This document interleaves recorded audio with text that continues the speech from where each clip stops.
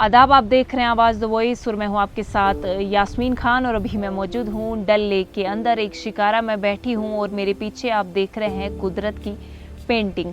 कश्मीर जो कि प्यार से उसको जन्नत बेनज़ीर भी कहा जाता है, अक्सर माना जाता है सरसब्ज़ वादियों के लिए, अपने बहते हुए झीलों झरनों के लिए और बर्फ़ से ढकी पहाड़ियों के लिए। लेकिन क्लाइमेट चेंज का जो असर है उसने कश्मीर में अपना असर छोड़ना शुरू किया है।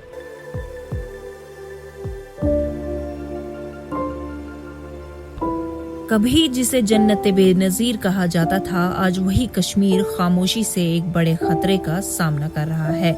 ये खतरा न सरहद का है न सियासत का, बल्कि क्लाइमेट चेंज का है। कश्मीर का मौसम तेजी से बदल रहा है। जो वादी कभी सर्दियों में बर्फ से ढक जाती थी, आज वहाँ बर्फ कम और गर्मी ज्यादा महसूस होने लगी है। एक्सपर्ट्स के मुताबिक कश्मीर का एवरेज टेम्परेचर पिछले कुछ सालों में लगातार बढ़ रहा है।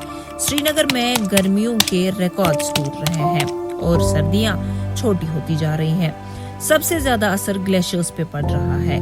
कलहोई ग्लेशियर, जिसे कश्मीर का सबसे बड़ा ग्लेशियर माना जाता है, धीरे धीरे पिघल रहा है। ये ग्लेशियर सिर्फ बर्फ के पहाड़ नहीं, बल्कि कश्मीर के पानी का सबसे बड़ा जरिया है। ग्लेशियर के पिघलने का मतलब है नदियों का फ्लो बदलना, पानी की कमी और आने वाले वक्त में एक एनवायरमेंटल क्राइसिस। 2014 के सैलाब के बाद अब ये लोगों के लिए एक खौफ और हकीकत दोनों बन चुका है। एक तरफ से लोग ये कह रहे हैं कि सूखा पड़ने का खतरा है, वहीं अगर दूसरी तरफ हम देखें तो दरियाओं का निज़ाम बदल रहा है। खैर, एक्सपर्ट्स ने तो अपनी वार्निंग दे दी, लेकिन सवाल ये है कि आखिर इंतज़ामिया कर क्या रही है। एक्सपर्ट्स का ये कहना है कि अगर अभी भी कंजर्वेशन पे ध्यान नहीं दिया गया तो कश्मीर ख़त्म हो जाएगा, कश्मीर का टूरिज़्म ख़त्म हो जाएगा, जिसकी वजह से यहाँ की इकॉनमी कोलैप्स कर जाएगी और वहीं साथ ही साथ शायद इंसानी जो जानें हैं वो भी कहीं ना कहीं अफेक्ट हो सकती है। सिर्फ टेम्परेचर ही नहीं, इंसानी दखलअंदाजी भी कश्मीर की फितरत को नुकसान पहुंचा रहा है। पहाड़ों को काटकर कंस्ट्रक्शन हो रही है। होटल्स, रोड्स और कंक्रीट स्ट्रक्चर्स उन जगहों तक पहुंच गए हैं जहां कभी सिर्फ जंगल और खामोशी हुआ करती थी। पेड़ कट रहे हैं, वेटलैंड्स खत्म हो रहे हैं। डल लेक हो या वुलर लेक, दोनों क्लाइमेट प्रेशर और पोल्यूशन का बोझ उठा रहे हैं। बेवजह कंस्ट्रक्शन और इलीगल माइनिंग ने जमीन को कमजोर कर दिया है। इसी वजह से लैंडस्लाइड्स और फ्लैश फ्लड्स का खतरा भी बढ़ता जा रहा है। 2014 के फ्लड्स ने कश्मीर को एक वार्निंग दी थी, मगर सवाल ये है कि हमने उस वार्निंग को समझा।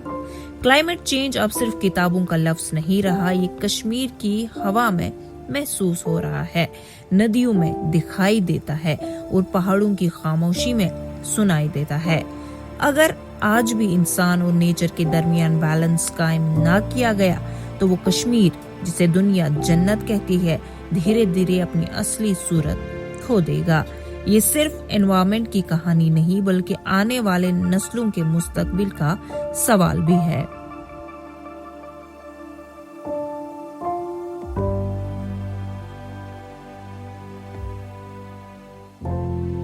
कोल्हाई और कोल्हाई जैसे और भी ऐसे ग्लेशियर्स हैं जो पिघल रहे हैं, जिसका मतलब ये है कि आने वाले वक्त में पानी की किल्लत हो सकती है। ज़मीन ज़राअत जो है उसमें भी पानी की ज़रूरत पड़ती है, तो शायद पानी की शॉर्टेज वहाँ भी देखने को मिलती है।